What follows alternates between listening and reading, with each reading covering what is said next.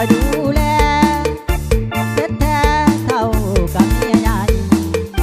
ขอเพียงน้องตัดสินใจเป็นเมียน้อยอายบ่นางอยากได้หยังเพื่อนางไอ้หาให้ได้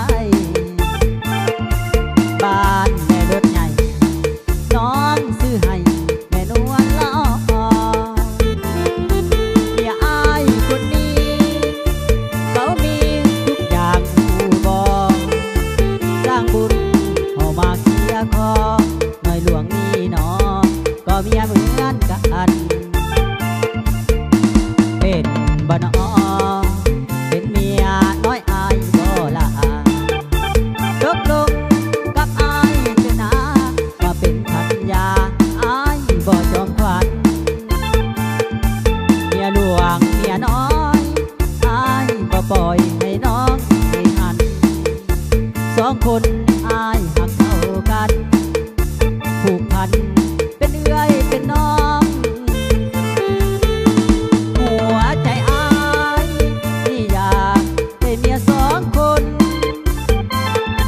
ทุกยากสับสนจะสู้ทนเพื่อเมียทั้งสองผู้ตัวว่าผิดมันผิดประเพณีของห้ามใจบ่ได้ดอกน้องมาเป็นเมียลองกับอายบ่นะ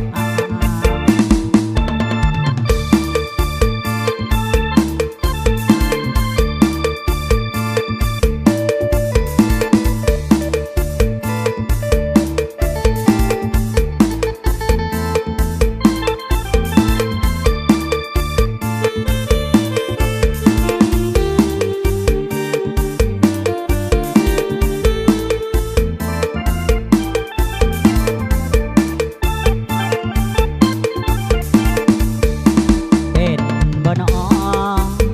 เป็นเมียน้อยอายบ่ละตกลง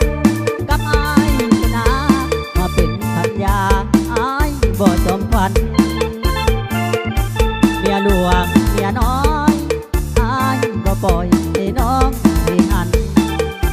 สองคนอายหักเท่ากันผูกพัน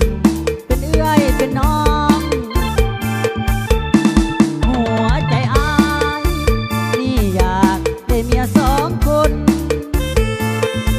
ทุกยากสับสนจะสู้ทนเพื่อเมียทั้งสองผู้ตัวว่าผิด